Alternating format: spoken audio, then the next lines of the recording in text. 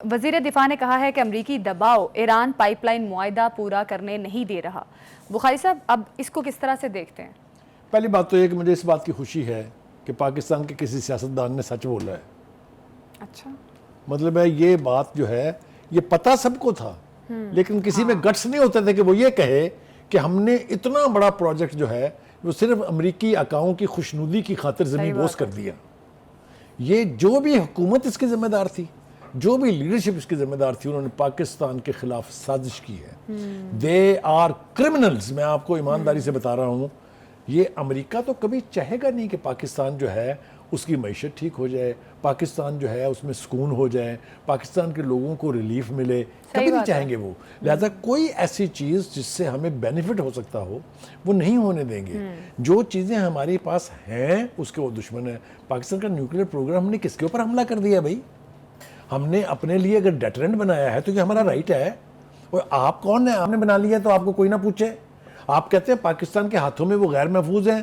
गैर महफूज तो वो आपके हाथों में थे, इस्तेमाल तो आपने किया नागासाकी और हिरोशिमा में। बिल्कुल, आप कौन होते हैं हमें कहने वाले? एनीवे, बुखारी साहब, 2008 और 2009 में ये मंसूबा मुकम्मल होना था, अभी तक मुकम्मल नहीं हुआ। अब हमें डिप्लोमेटिकली क्या कौन सी चाल चलनी पड़ेगी कि ये मंसूबा हमारे हाथ में है? एक बड़ी ढंग की बात कह दी है। उसने कहा जाके अमेरिका बादल दे, उसे कहो ये हमारी सर्वाइवल का मसला है। ठीक है, ये हमारी लिए जिंदगी मौत का मसला है, हमें ये बना लेने दें। हम वैसे भी आपके 70 साल से खिदमत करते आए हैं, हम और कई किसी तरीके से आपकी खिदमत कर देंगे। ये प्रोजेक्ट जो है इसको होने दो। उन्होंने डिप्लोमेसी का रास्ता बताया, यही एक डिसेंट तरीका है ना कि आप डेलीगेशन लेके वहाँ जाएं, उनसे कहें भाई हम मारे जा रहे हैं। लेकिन अमेरिका कभी नहीं करेगा ये।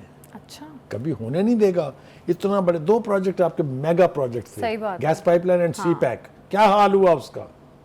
कौन है उसके दुश्मन? सब कॉमन दुश्मन है, चाहे वो इंडिया है, चाहे वो इजराइल है, चाहे बरतानिया है, चाहे अमेरिका है। वो नहीं चाहते कि पाकिस्तान स्टेबलाइज हो। ये प्रोजेक्ट ऐसा था कि अगर ये गैस पाइपलाइन आ जाती, मैंने जिम्मेदारी से पहले कहा था, मेरी बात हुई एक्सपर्ट्स के साथ, तो 50,000 मेगावाट बिजली हम बनाते 4 रुपए पर यूनिट। आप जरा सोचें आपकी इकोनॉमी कहाँ जाती। आप इस वक्त 49 रुपए यूनिट दे रहे हैं अपने गरीब आदमी को, जिसमें सकत नहीं है देने की उसको। ये क्यों चाहेंगे वो कि हमारा गरीब आदमी जो है उसकी ज़िंदगी आसान हो जाए?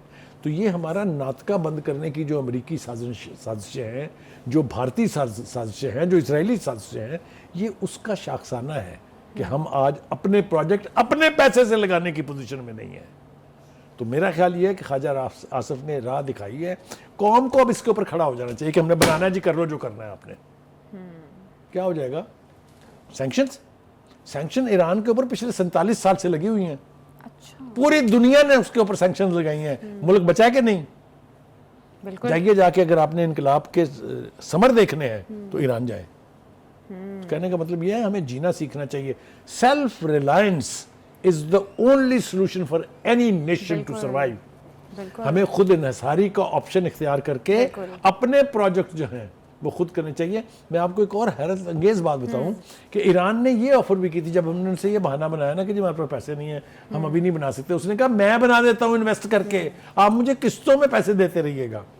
तब भी अमेरिका ने कहा नो वे, हम अमेरिका की इतनी मोहताजी करेंगे तो फिर हम इसी तरह कासा लेके एक से दूसरे मुल्क, दूसरे से तीसरे मुल्क जाते रहेंगे।